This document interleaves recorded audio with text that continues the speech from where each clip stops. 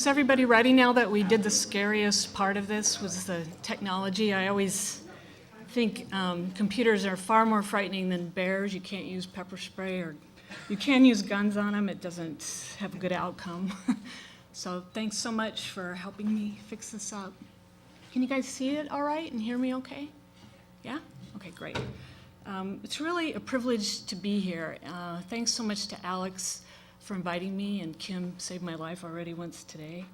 I'm going to show a few images, and then if we have time, maybe read a little excerpt from a book I'm working on. So I see bears. I see them everywhere. I'm writing a book about bears and people in Alaska, so because I have bears on the mind, I'm always looking out for them. Just as an experiment yesterday, getting on the plane in Anchorage, I told myself I'm just going to count every bear image I see from the moment I walked in the Anchorage airport till the moment I left the Juneau airport. And I didn't search them out, just as I walked by, and I counted 22 different bear images. Some of them were mounts, some of them were pictures on socks or hats or t-shirts, photographs. McDonald's in the Anchorage airport had a big bear picture in them. So one of the things that's fascinated me, because I'm thinking about bears, is how they're around us constantly. And I think in Alaska we forget that we have surrounded ourselves with bears and invited them into our lives, and we almost don't make notice of it. So one of the things I wanted to do today was talk a little bit about why we have this imagery around and what function that has for us. It's separate from the bear itself. It's our ideas about bears that interest me in particular, and also how those ideas separate us from the actual animal itself.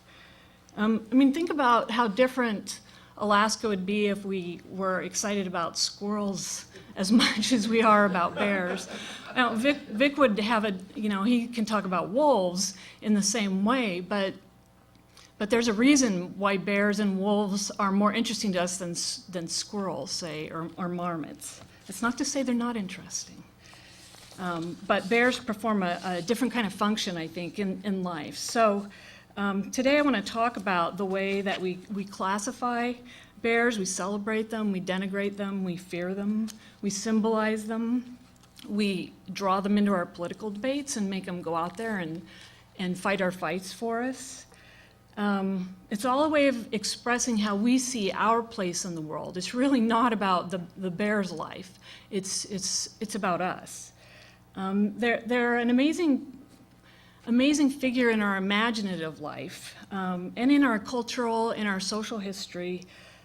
Paul Shepard, who's written some really wonderful books about animals, one of them is called The Others, How Animals Made Us Human.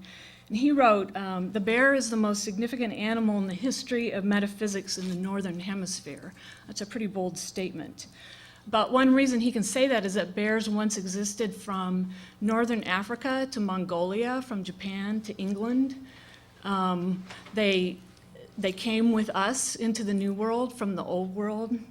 These are brown bears I'm speaking about specifically. It doesn't even count the other species. They still live in places like Turkey and Greece, Pakistan.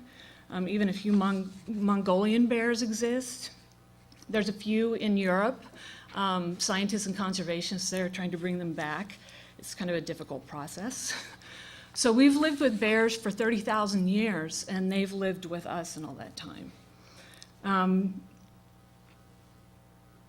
Coexist is a word that we often use, and I don't think it's really the right one. If you look at our history, in the United States, scientists once estimated that there were 50,000 brown bears in the lower 48. It took barely a century to decimate that population. By the end of the 19th century, they were driven nearly to extinction.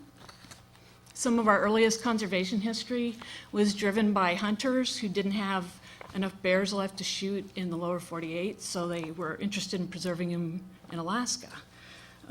So they would have bears to shoot here.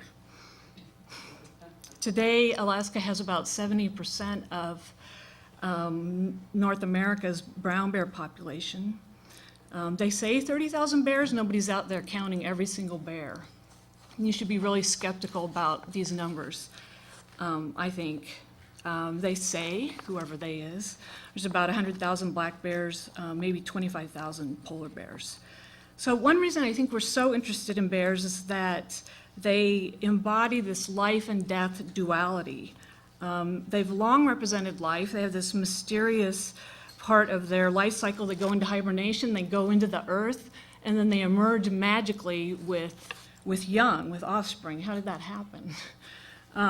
But they also represent death to us too, right? There's this huge spectrum between life and death. David Quammen wrote this really interesting study of man-eating predators called The Monster of God. And he wrote, among the earliest forms of human self-awareness was the awareness of being meat. And who wants to be meat, right? That's not a fear we've really had much time to shed evolutionarily speaking, but when you look at our cultural life, we're not working very hard to shed it either. So a lot of the images I'm going to show reflect our ideas about bears, but I think they also shape our ideas, even more so. The reason is that even in Alaska, most of our experience with bears is really quite fleeting, unless you study them or live in a certain kind of place, have a certain kind of life. So we make a lot more room in our life for ideas about bears than we actually make for bears themselves. So I'm not a scientist or a scholar, I'm just a scribbler. So I'm just going to point out some of these ways. These are my own interpretations and ideas. I'm definitely not covering the spectrum or going into it very deeply. But what I hope you'll do is start paying attention to all the bears that you see in your daily life as you walk around too. I thought before we start looking at these, it might be helpful if you just thought about bears for a moment and then just pick one word that comes to mind. If you think about a bear in Alaska, pick one word without thinking about it very hard. Do you have your word? Okay. What's yours? Powerful. Powerful, that's a good one. Who else has one? Yeah. Furry. Definitely furry. Who else? Magnificent. Magnificent, yep. That's a word that we associate a lot. Lori? Life. Life, that's a good one. Surprise. Surprise. Tough. Fish. Fish. Ernestine. Cousin. We're going to talk about that a little bit. Any others? Nobody wants to say scary? What's that? Fear. Fear, yep. Any last ones before we keep going? Porcine. Porcine, you know, that's actually can be really true, I think. That's funny. Rare. Rare. Comical. Comical. You're going to like one of the pictures I have, which I titled Comical. Any others? Okay. Oh, go ahead. Kind. That's an interesting word, and you'll see why in a second. Okay, keep those words in mind as we look at some of these pictures. So, here's our first big test. One of the things that really interests me is the roles that we assign them. Bears do a lot of work for us culturally. We make them do a lot of work for us. So we're going to look at some of the jobs that we've assigned to them. But I like what Edward Hoagland says here, that they're stylized. Even the most acute of them have little leeway as they play out their parts. And those roles change over time, and if you pay attention to the board of game meetings right now, you'll see that the role of bears is becoming ever more circumscribed. And there's one word that's being applied to them, and it's predator. I'm not going to talk about that as much as I could because we would be here till like 6, and then I'd make us go out and get a drink and have a bar and have an argument about it. But I also know Vic and some other people are going to talk about that a little bit more. Okay, so this is one end of the spectrum, I think, and this bear's Russian name actually means kind bear, which is one of the reasons why that struck me. I love this picture. This Russian scientist spent, I think it was about 30 years in Kamchatka studying bears, working for their conservation. The irony is that he was killed by a bear, not this bear. He was killed the same year that Timothy Treadwell was. He pushed it just a little too far with a bear that had shown him how aggressive it was. He followed it into the brush. And he died. But this particular bear he had a really good relationship with, and spent a lot of time with. Okay, here's now this bear, a lot of these pictures, of course, I took from the web. This bear, I'm almost certain, is photoshopped. But what interested me about it is it purports to be the last photograph in a camera owned by someone who was killed by a bear. But I also think that's the other end of the spectrum, the bear that we think about in the middle of the night, right? What do you guys think? Does that look real to you? It doesn't. Why would you stop and take a picture? Yeah. Well, the person who was killed, supposedly, whose camera this was a photographer, right? A devoted one. Yeah. Okay. So one of their roles, one of the first ways we think about them, of course, is charismatic megafauna, and this is the bear that I think is comical. Charismatic megafauna, big animals that have a certain powerful appeal to us, not to anybody else, but to us, of course. We're assigning these words to them. So those are the sorts of, these are the kinds of photos that you associate with a charismatic megafauna, right? They're all close-ups. We see their faces, their expression. We see them in context. Pat Costello, there's a lot of his photographs in here. He's a really wonderful photographer in Juneau. I've crunched these together. Wilderness and frontier actually have very complicated meanings and really don't deserve to be jammed together, but I think often in popular culture we just associate them with each other. I was really glad to hear Kevin talk about these ideas of wilderness and what we expect from them. Bears, I think, play a particularly strong role.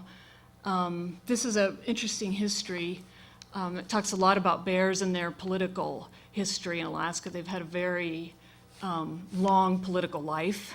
They've come close to being, we've had territorial governors and also state governors who are pretty interested in exterminating bears. But I think Morgan Sherwood's point is really true. Imagine how we would think of ourselves differently if we didn't have bears here. We get to play both cards, right? Oh my gosh, we live in this terribly dangerous place. It's full of bears. But on the other side, then we can say, look how brave and tough I am. I'm not afraid of them. Oh, they're just part of our life, right? So these associations with bears and wilderness are made really directly, not even subtly at all. I once read an Alaska Airlines article that said, it was titled, "Land of Bears. At home amid ice floes, crystal rivers, or dark forests, bears make Alaska wild." There's a lodge on in the Katmai region, and their ads say, "The brown bear is a powerful symbol of wilderness and freedom." And people say that all the time, and they particularly associate it with bears in the lower 48, a symbol of wilderness that we have to keep. But what they talk about, I think often, is they focus on the symbol, not the animal, right? We need the symbol to exist. So here's some of the ways that's directly associated, particularly in the tourist industry, right? Come to Alaska, see a bear. As we all know, our bears stand on these promontories and watch the cruise ships go by. It's like the animatronic bears, so they have their picture. So these, if you look around, you'll see how often bears are used in advertisements. There's almost always the word wilderness attached because people are selling the idea of wilderness, and the bear is a really direct, powerful way to say wilderness. It's wild. Come here, and then you're part of that adventure. Another way the word wilderness is used quite often, and I've actually been really surprised reading a lot of hunting stories. The phrase, "It's been my lifelong dream to go to Alaska and go on a bear hunt," is used over and over again. The word dream is amazingly associated with the notion of coming to Alaska to kill a bear. But this was a title of an article that was on this rifles maker's website. This fellow's story about how he couldn't wait. It was his dream to go to Alaska, go on a hunt with his son, because it was the Alaska wilderness. We live under the sign of the bear. Benny Benson, when he was young, participated in a contest for children of Alaska, territorial Alaska, to design the flag, and his design is the one that was chosen. He actually expressed in his description of his design, the dipper is for the great bear, symbolizing strength. One thing that interests me is that actually that's a direct reference to Greek myth about Callisto, who was turned into a bear. Zeus took advantage of her, disguised himself, knew her intimately. She got pregnant. Hera grew jealous, turned her into a bear. Her son, Arcas, was raised by humans. He was in the forest, saw a bear, was ready to shoot it. It was his mother, of course. Zeus took pity and tossed them up into the sky as the constellations we call Ursa Major and Ursa Minor. Hera was so mean that she would never let them dip below the horizon to get a drink of water. So that's why they're in the sky constantly. Okay, so we use it on our license plates. There's what's her name? She's the one who chose that design among several, which I thought was really interesting because it was just as the middle of ramping up kind of predator control on bears. But irony, I don't think, is really employed in her arsenal of. All right. So then we transfer that kind of symbolism directly into talking about us, right? So we use mascots, bears as mascots a lot. I mean, what were they going to use? The shrew? No, you're going to use a bear if you're in high school. This is a real mascot bear. It's not even the symbol. It's actually performing both, right? So here's a picture of him getting to hold somebody's pet bear. That was the steamer Dora's mascot. This one I have to look up. These are World War II insignias. Actually, it's this next one that I think is interesting. This one is a U.S. Navy Alaskan sector insignia, Dutch Harbor. So you can see the volcano in the background. Here's this fierce but cartoony bear flying, right? I didn't know we had interior football inside football, but we do. That's Fairbanks indoor football team. Here's the Crimson Bears. When I was in high school, we actually had a bear. I don't know if they do anymore. It was constantly being stolen and cigarettes put in its mouth and treated shabbily. The Nanooks at UAF. Okay, so here's where we come to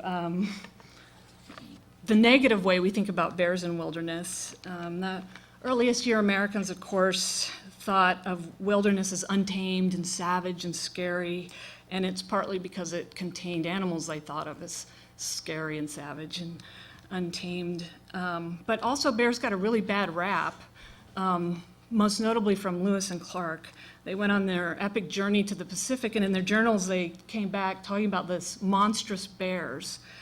There's a well-known bear biologist named Barry Gilbert who was actually mauled by a bear in Yellowstone and lost vision in one sight. But he did an analysis of these journals, and he noted that in 37 of the encounters that were written about, people actually approached the bears 24 times. When there was trouble, it was often because they shot at them and injured them, wounded them badly. The bears often took offense to this. The death toll from this trip, bears 17, people 0. So his point was that he said even when it's in plain sight, we don't read it right. This isn't actually what happened in this trip, that the bears harassed them, as was written about it, that they sought them out and attacked them. It was actually people causing a lot of the problems. These are Ray Troll designs, of course, and I think they're so interesting because they both make fun of our fears, but they reinforce them at the same time. And it's that kind of casual imagery that's constantly telling us bears are to be feared, even when we're kind of laughing about it. It's actually kind of sick of us. Okay, so here's the way I think often we think about bears. This is from a photographer's website, and he was saying, I went out to go camping, and I was, a little bit worried about what I'd see. I heard things in the night, didn't see any bears, but here's what was going on inside my head. So this is, I think, a thing a lot of us can relate to, what you thought you saw or what afraid you saw. The bears in our mind are so much different than the bears in real life, but what has the most effect on us? Okay, so where did we get this ridiculous idea that bears are scary? This is from 1969, Sports Illustrated. Pre-conservationist, I guess. This came out a couple years after 2 young women were mauled on the same night in Glacier National Park, Night of the Grizzlies. A book was written about it, and it completely freaked people out. Night of the Grizzlies is interesting because it talks about the role of garbage in these bears. But there were actual calls from people, some of whom called themselves scientists, that we just need to get rid of, why should we have bears in our national parks? They're dangerous. It's a terrible idea. So then it sort of permeates popular culture. These are these men's magazines that I think are hilarious. This guy who wrote this is actually a well-respected military historian who was making money selling you these magazines in the early days. These covers I love. This guy collected these bear covers. I like this. His head was a flaming torch. A Kodiak bear ripped my flesh. That bastard smashed me. So look at these. What are these pictures telling you about the relationship between, say, sex and death? I'm not a psychologist, but it seems a little obvious. I like this one. The captured harem. Yeah, right. Look at the plane, and here's the polar bear. So who there is the sex huckster of Rome? I know. Oh, I think we know Nick. Island of the Lonely Girls, Case of the Married Virgins. But those are all very manly-looking men, too, aren't they? Let me go back here. Oops, I'm going backwards. Okay, here, this helps a lot, right? Alaska Bear Tales. Never read those before you camp. But notice how it's framed in true stories of courage and survival. The emphasis is on the people and how brave they were. Let's see, am I going the right way? Magazines, you can't have hunting magazines without a lot of bear attack covers and stories, because why would you go hunting if you regarded them the way one bear guide told me, who worked on the Alaska Peninsula? He said they're very timid animals. That's not what you put in your ad to have people come up and spend $20,000 for their bear hunt, right? Come shoot a timid animal in Alaska. Have any of you seen this movie? It's a cult classic. I highly recommend it. And in fact, I think it's on the web. I think you can, if you just search Project Grizzly, you can watch this documentary. I love this story because this guy who is featured in the movie was knocked over by a bear once. And so then his lifelong goal became to build a suit that would protect people from bears in the wilderness. And so the whole point of the movie is his efforts to create this grizzly-proof suit of armor. It was made in 1996. But it's actually a really interesting study of his psychological fears. He had daddy issues, was one of the problems. The suit itself had some design flaws. Ultimately, the last version of the Ursus Mark VI suit was 7 feet tall, it weighed 145 pounds, it was made of titanium and rubber.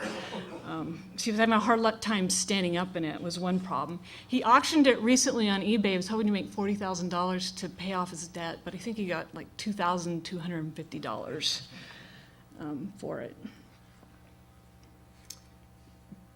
YouTube has lots of fabulous videos about bear attacks.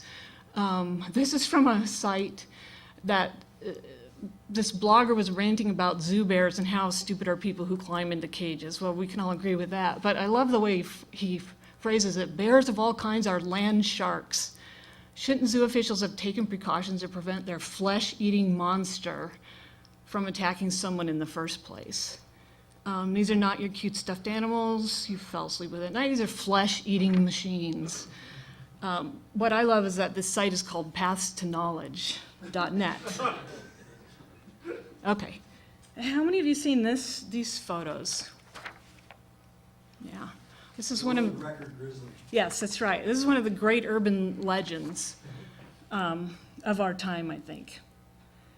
So this email started circulating in 2001 with this picture and a couple of other ones. I'll show you another one. And so here was one of the photographs that appeared with that very useful perspective that hunters like. This is part of what the email said. I'll give you a second to absorb it. So it was large world record bear, charged him. It's got all these details, right? And I love the way they're phrased. He unloaded the 7mm mag semi-auto into the bear. It dropped a few feet in front of him. From him, the thing was still alive. He capped it in the head like it was a mafioso hit. It was over 1,600 pounds. It's got all these statistics. It had killed a couple of other people. Of course, the game department did not let him kill this bear. So it could look, on your roof. It could fix your roof for you. This is one of the other pictures. Well, what was interesting was there was a third picture in a lot of the emails that he didn't put out because it's pretty graphic. But it showed, have you seen this one, Nick, where the guy, it's a part of a leg that's been partially eaten. Yeah, it's from a tiger kill. That's right. What you don't notice when you look, you're so focused on this horrible leg that you don't notice the palm fronds in the background. So somebody went and found a picture of something that had been eaten by a flesh-eating monster and included it. So what happened when this email went around was a lot of officials and game departments everywhere have spent years ever since answering questions from people who, is this true? Did you really hear about this? You can read about it on Snopes.com. The last time I saw it actually printed as real was 2006 in an Oklahoma newspaper. Outdoor columnists put it in there as if it were new, and he had written about it, and then they were flooded with letters afterward. Okay, so predator, we think of bears as predators a lot. So what was the real story? Oh, I'm sorry, I should have told you. Yeah, the real story is that the guy's name was Ted Winnan. Let me go back here. He's a 21-year-old airman. He was hunting on Hinchinbrook Island with a buddy. They see this poor old bear walking along the creek looking for some salmon. It came near them. He said he didn't even think the bear saw them. He shot it, it dropped right there. It was big bear. I think they estimate it was 1,000 to 1,200 pounds, but it was nowhere near this monstrous size it was purported to be. One of the reasons this interests me is that we can't even take a bear that's already large and leave it at that. We have to make it into a bigger monster. So when we don't see bears as monsters, we will make them into monsters, no matter what. That's part of our psychology for some reason, that we have to make it into a monster. And I think we do that subtly anyway, just in the way we talk about them, without meaning to. See if I get my directions right here. Okay, so there's the email. I'm going backwards. Okay, so predators.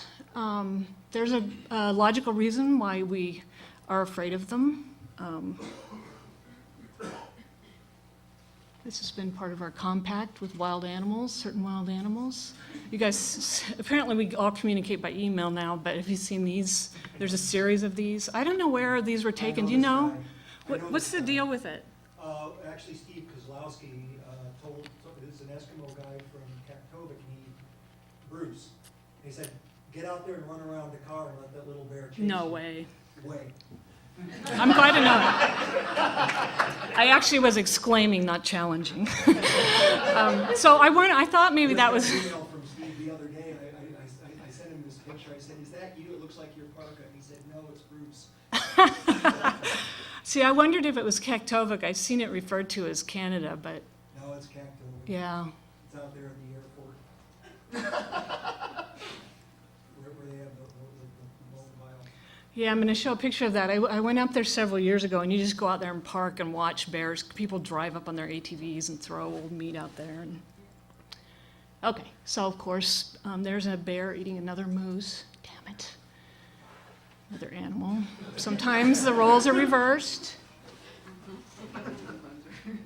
This was a bear that killed a pair of moose calves in somebody's front yard in Anchorage. So a lot of people saw it. Yep. Okay, sometimes there are prey. This is from an era when it was harder to kill bears. Bear spear is a traditional way, pretty remarkable, I think. If you can imagine bracing the butt of a bear spear, and it doesn't work unless the bear charges you, and then it impales itself on the spear. And that was used by many native groups throughout Alaska. I think it's a pretty remarkable to imagine doing something like that. And think about the way that you would have to create, live within a cosmology and kind of create a way of thinking about animals to make something like that possible too. I figured this out yet? There's a Kodiak bear, that's Major Muktuk Marston. So you've got to stand by it after it's dead and show how big it is and how scary. This is not a good image, but that's a wolf pack chasing a young adult grizzly. And in the account, have you ever seen this photo, Vic? His series? In their account, the wolves started giving chase to this young bear, then it went over a rise where they could see a sow and her cub. And then I think they started chasing the cub, and there was a lot of running around. Nobody died, but it's kind of refutes our notion of who gets to chase whom, right? This was a polar bear that showed up in the village of Norvik, which I think is about 45 miles inland. It's 45 miles from Kotzebue. Of course, bears have been moving inland as their troubles increase in the Arctic. So the accounts I've read say that this bear had been near the village. People were worried about it. And then this young man went and killed it. And we outlawed sports hunting of polar bears in '65, but they can be taken for subsistence use by Alaska Natives. Okay, so culture figures. This is a really important way we've come to terms with our relationships with bears. This is a really fabulous image, and I urge you to look up this cave and look at the photographs of the skulls of cave bears they found. This 30,000-year-old image. It's the oldest known Paleolithic art cave in France, Chauvet, discovered in the late 1990s. But the images in it are really fantastic. One of the things that puzzles people who look at it is there's a stone pedestal with a cave bear skull put on top of it. So there's a lot of discussion about whether this was an altar, that was a deliberate act, or whether that's just where this skull happened to be. So, of course, there's so many ways to talk about bears culturally, and there are so many things to say about their relationship with peoples in Alaska. I'm embarrassed at how quickly I'm going to skim over this. But I want to point out how important a feature of bears have been really important in all native groups throughout Alaska, but particularly, of course, in Southeast Alaska with Tlingit culture. So here's this photograph. It says it's Chief Cowie, Juneau, and then you see the bear in the front there. I think this is, I have to look this up. This is Klukwan, 1895. You see the bear in the center?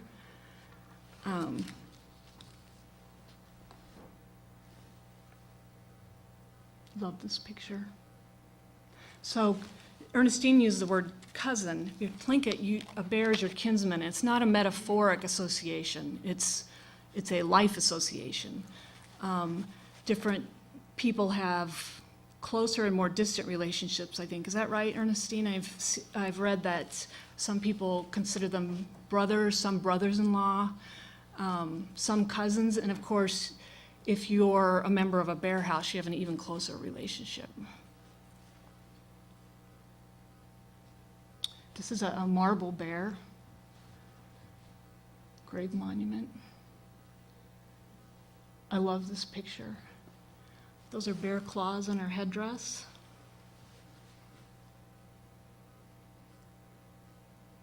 This is Halkin Village, a graveyard. And of course, this isn't merely a historical relationship, it's a living relationship that's still expressed in many different ways, of course, through art, but I would say this isn't necessarily just an art object. It's an expression of a relationship. This was the Juneau Spirit Bear photographs. You remember this big discussion several years ago where Pat Costello he took photographs of this bear. He heard that somebody with the Department of Fish and Game was interested in killing it. So he mounted a effort to have Board of Game exempt it from hunting laws. But think about why we do that. Why this bear? Why not some other bear? Why does some animals are more equal than other animals, right? So we attach a kind of significance to extremely rare animals, and especially white animals. Albino moose have been protected. There's a lot of associations culturally with white animals. I don't know if this bear is still around. Does anybody know? I haven't asked Pat recently. Did it disappear?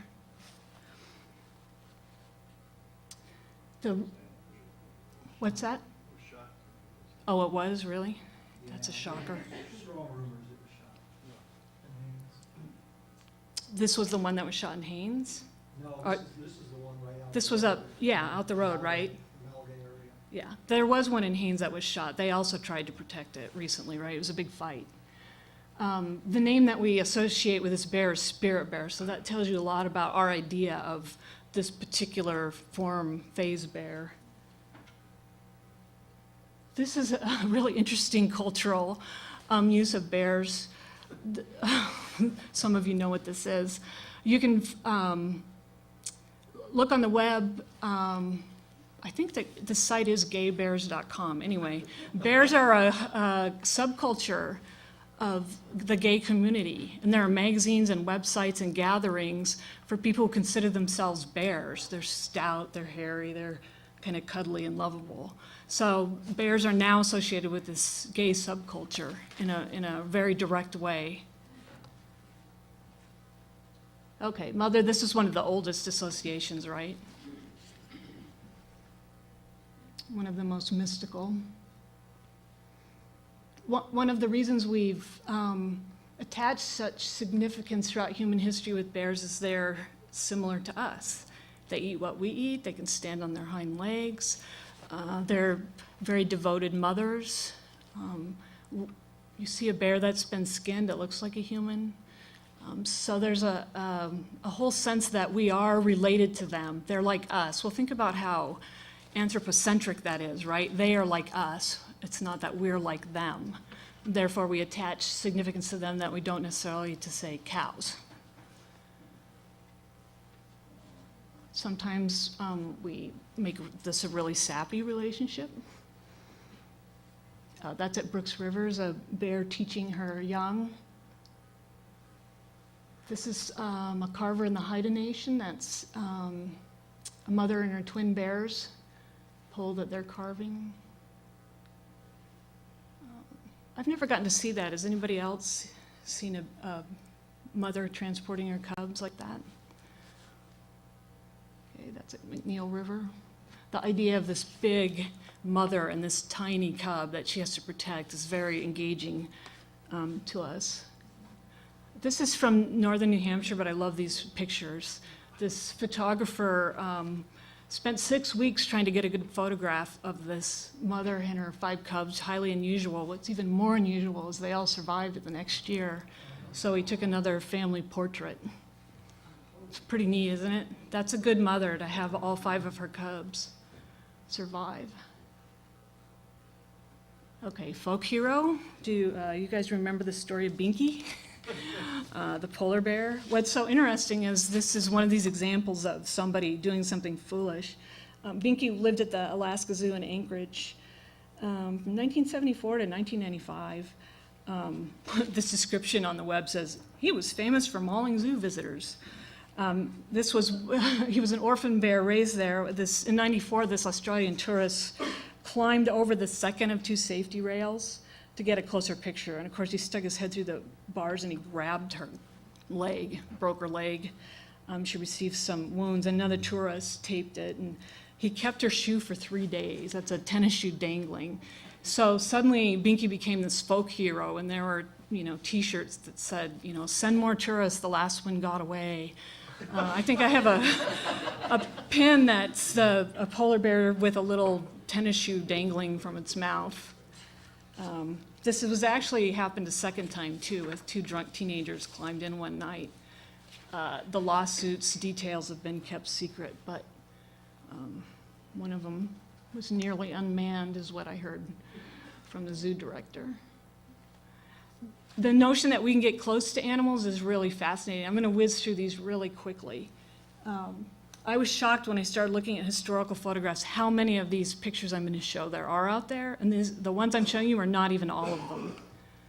So, little bear on a leash. They're wrestling their pet bear. This is Matsu Valley colonists. These are the captions with these photos.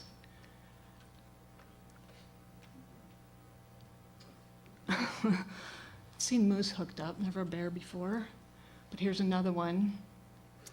It's not exactly polling. It looks like it's not that excited about the idea of it.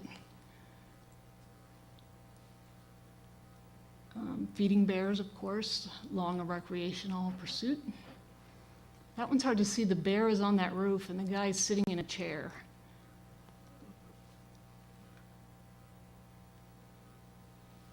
That's the same bear, I think.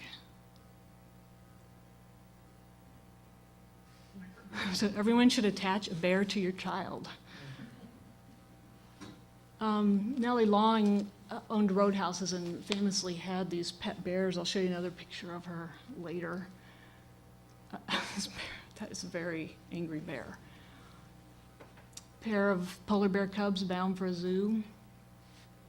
There's actually 4 bears in that picture. She's holding one, and there's 1, 2, and then it looks like an older bear in the corner there.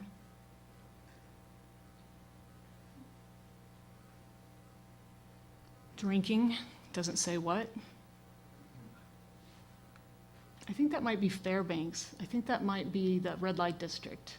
I don't think women in Fairbanks were really strolling around like that in that kind of dress. Beating it a cookie. Valdez.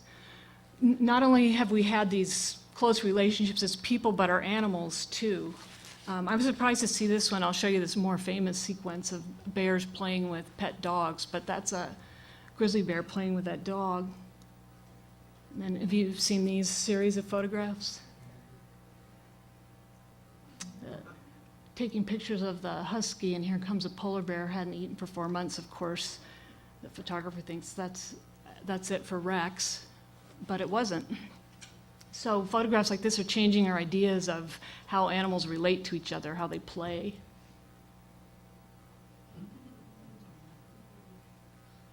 This was at the zoo. I tried to get them to let me camp there overnight, and they wouldn't. They let me stay till midnight to see after hours, but this was the bear keeper, and he goes around and gives them snacks. I'm sure this was against the rules. They had a bear named Taku that's since died. It's very elderly, from Juneau, and he let me feed it blueberries. So you stick your hand out, and this, not necessarily wise, but kind of unforgettable. Charles Vandergraaf. These are ways, that we're trying to make bears our own. This fellow was a retired high school teacher, and for I think it was about 20 years, he's had this homestead out in Yetna feeding bears. So these photos were circling the net, and finally Fish and Game went out and warned him, and then they cited him, 20 counts of illegally feeding bears. The irony is, of course, in that same game unit, you are supposed to be killing as many black bears as you can right now, including cubs, and the way you do that is you put out food. He had his plane taken away, but if you're a different kind of person, you are celebrated for killing bears. So who doesn't want to be able to pet a bear, right? We have other ways of making bears our own. That's one. Food conditioning, trophies. This is how we bring them right into our houses. The odd thing about it is we always say his brown bear. He got his bear. He got his bear. If you read hunting stories, that's often the way it's phrased. So if you think about the dynamic, that's on Kodiak in the 50s. It's a little odd. You shoot the animal and then you undertake a process to make it look lifelike, or to memorialize the moment of killing it, the moment that had a lot of significance for you. That's your souvenir. That's Nellie Long again later in life. These are stuffed bears. I'm really hoping it's not the first cub we saw her with. So they're stuffed and mounted. So if you can't have your picture taken with a live one, you can have it taken with a dead one. We literally measure ourselves against trophies. The idea is, look how big it is, look how small I am, and yet I slew the mighty bear.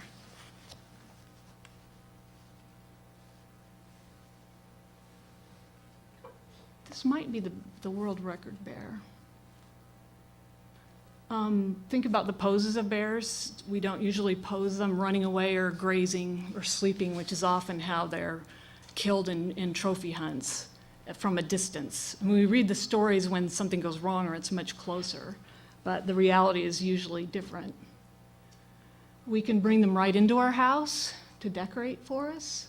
So Evangeline Atwood, famous figure in Alaska history, is married to Bill Atwood, that's not right, who owned the Anchorage Times. Bob. Thank you, Bob. Campfire Girls. This is the Alaska Natural History Museum, otherwise known as our airports. Started thinking about them as like the 6-bear airport, the 4-bear airport.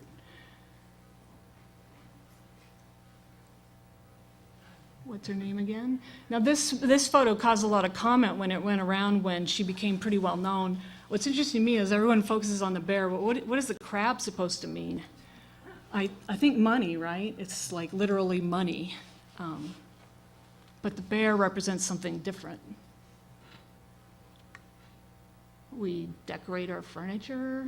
This was in the Patagonia store in the Cook Inlet Hotel, Captain Cook Hotel. I don't know why it's in there. We make art out of bears. We try to sort out our relationship with them aesthetically.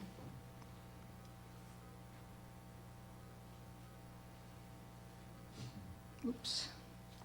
It's just in a hotel gift shop. Notice all the different aspects a bear can take: fierce, scary, playful, realistic. You can needlepoint a bear.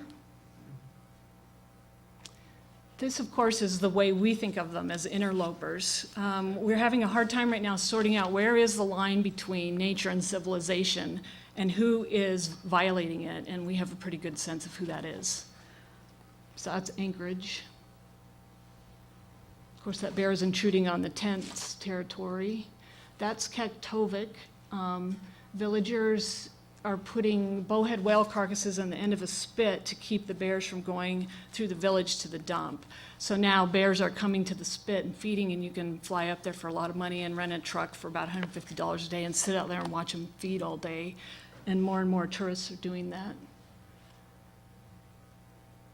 North Slope. Also dead horse, making itself at home.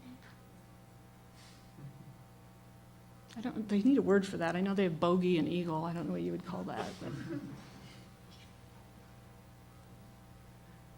Another email round. This is for people who think their bird feeder is away.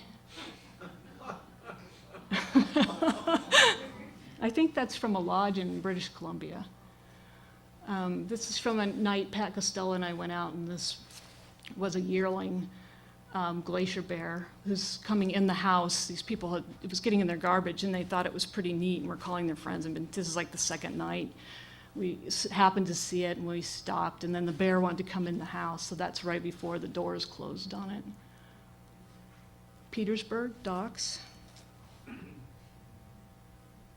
Fishermen, that's Bird Creek. Now this, I want you to read this email before we look at these pictures, because this is this guy's idea of how it operates. It was on a forum discussion about, is Alaska still a wilderness?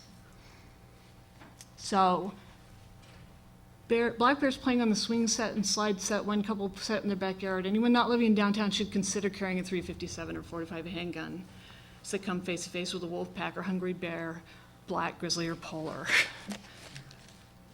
He's talking about Anchorage. So these are the pictures that he's referring to, which of course are perfectly adorable. You take it in Michigan, I think. Well, I've read a couple accounts of it, so I'd love to see that one. But what's important is the story that's told about them, I think, more than what the actuality is. So look at these pictures. Think about how, if this was Alaska, your response is supposed to be to strap a gun on. The version that I read was these people had just built this playset for their children, and so their response was to think, oh, that's cute, take the pictures. They supposedly scared them off with rocks, but the way they dealt with it wasn't to put up an electric fence or shoot the next bear they saw. Supposedly they just put an air horn up, so their children, if they saw a bear, they would hit the air horn. That was supposedly their notion of how to deal with that weird border between wilderness and civilization. Okay, we often think of them as dumpster divers. That's on the slope. It was Pat Costello who told me that he thought even calling them garbage bears was a huge disservice, and it was a way of thinking about bears that made it easy to kill them, because if you call it a garbage bear, you mean it's a ruined bear.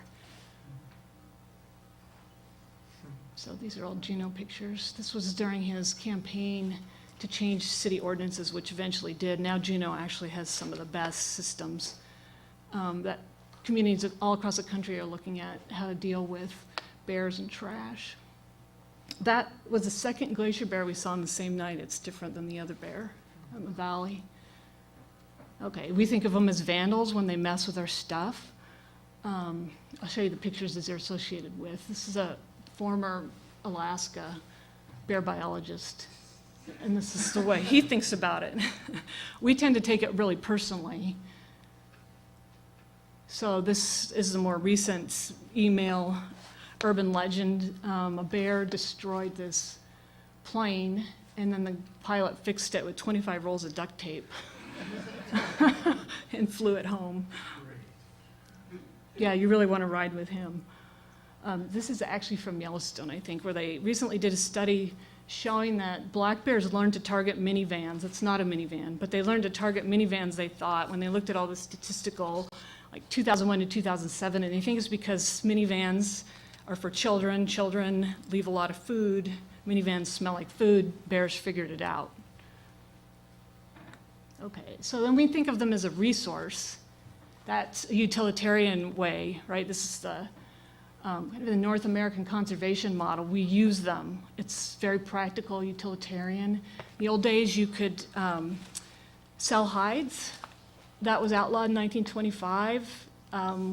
That was just changed for black bears in Alaska. They've been classified quietly as fur bears.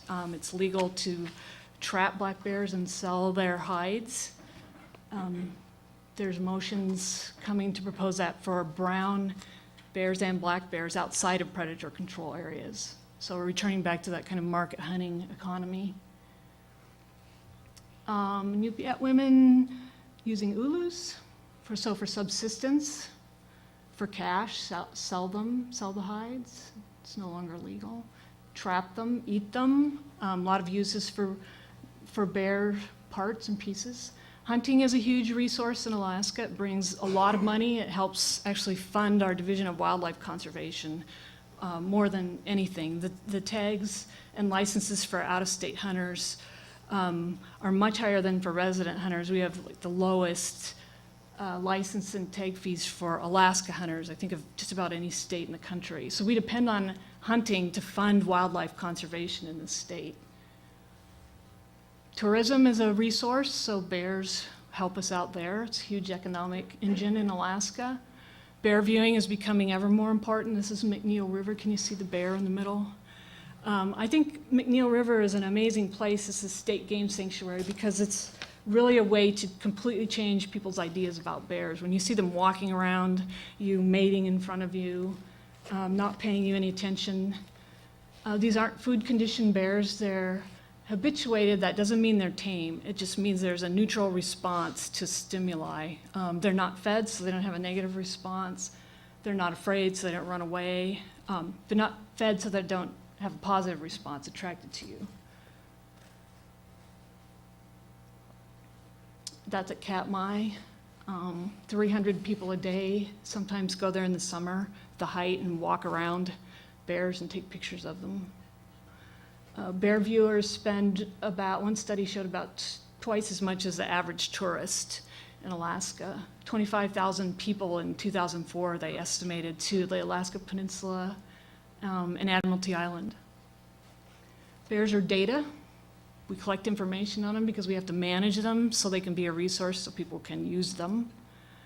There's also conservation interests, but those balances between conservation and utilitarian uses change for political reasons. There's a lot of collaring. This is a 2-year-old bear at Washington State University, hand raised so they can do nutritional studies. The guy on the right is Charles Robin. He's worked with many, many Alaska biologists and helped us learn a lot about what bears eat and why they eat it and what it does for them. Anchorage's area biologist put this night camera up to try and convince people in Eagle that the place where they wanted to put a new trail was a very popular bear trail. They didn't want to believe them. So actually, one thing that's interesting about that is that's right by the Glen Highway, 4-lane freeway. Performing surgery on the polar bear. An old telemetry photo, now GPS and DNA studies are providing amazing amounts of information we never had before about how bears live. Weighing a bear. Bears are activists. Poster child, right, for climate change. This is a sea butterfly. It's a sea snail. Everybody's worried about sea ice melting. Ocean acidification is a huge problem that's affecting the food web from the bottom up. The oceans act as sinks for carbon dioxide, and they are taking up so much carbon dioxide that there are places in the Arctic Ocean that are acidic, and they're actually dissolving the shells of plankton and creatures like the sea butterfly. It has huge implications for the food web. But would you look at a poster with that picture on it? It's not megafauna and it's not particularly charismatic. So we've gotten used to seeing these images of polar bears. This is a photograph, one of the 9 bears that were spotted swimming way offshore. So people are using polar bears for all sorts of messages.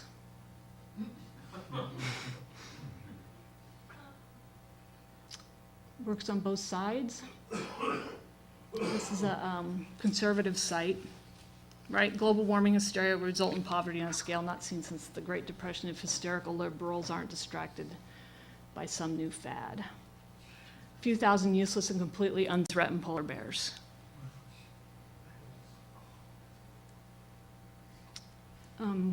These guys were at a meeting in Washington, D.C. This is British Columbia. Look, bears like the pipeline. This one's interesting to me because it's really not about the bear, it's about the bear as a threat. You want to threaten the jobs of 5,500 fishermen during a recession, you like to throw rocks at bears too, right? So borrowing the power of bears. That's in Fairbanks. And of course, bears sell stuff for us. The idea of Alaska, it's adventurous, it's exciting. They're cute and cuddly. This goes all the way back to Teddy Roosevelt and a false story about him sparing a bear. This was just on the Iditarod. I just walked around and took some pictures I saw of bears in stores. This, I guess, is the bear for the terrorist. I don't think this is actual, but you will suffer for all eternity. Downtown Anchorage, sell our beer, they sell our calendars, and of course they entertain us. Threat Down, have you guys seen Stephen Colbert's Threat Down? bears are the enemy. They're almost always number one on the threat down. Grizzly Man, about life of Timothy Treadwell. I love this. This is a bad screenshot of a video on YouTube. This was a Japanese world record holder in eating hot dogs, the most hot dogs in an amount of time. So they put him, it's called Man versus Beast, this show. So in one ring they have this bear, Oso Kodiak, and the other one they have this world champion hot dog eater. Who will eat the most hot dogs? The bear wins. So it's a funny video to watch because the guy is always checking out the bear and the bear's just eating. Notice the electric fence around them. Shark versus bear is a huge internet argument. Who would win if you had them fight it out?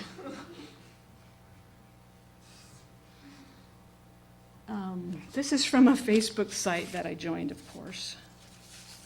It's called, "For every 940,000 people that join this group, one will be mauled by a bear." So they have all these pictures. 1 in 5 children online gets eaten by rabid bears, and you didn't even know bears could type. Like this one.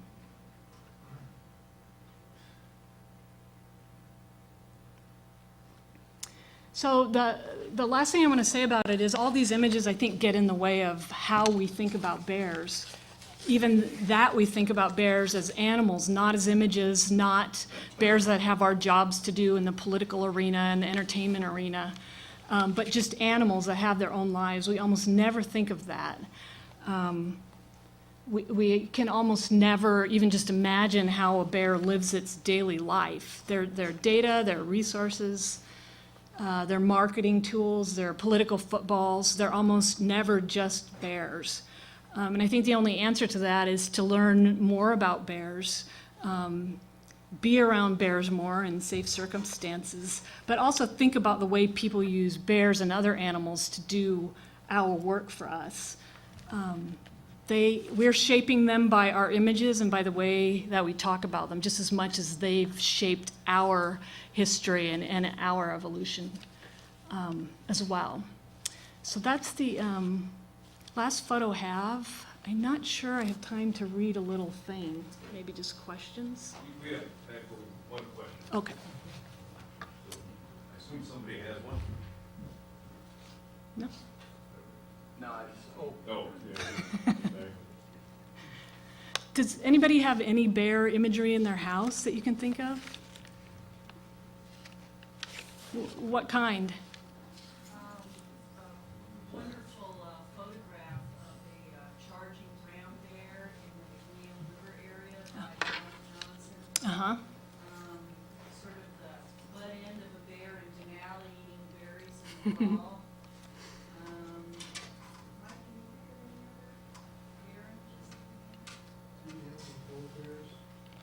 What was it? Kind of it's just an art piece of food dancing polar bears by moonlight. Uh-huh. There's some of those wonderful photos, you know, the bad bears of the Arctic. The polar bears just kind of laying around, not doing anything useful. Think about how when you wear a t-shirt or you buy a photograph or put a poster up, what it is you're saying, not about the bear, but about yourself. What that relationship is between you and the animal. I think that's all then. Thanks so much for your attention.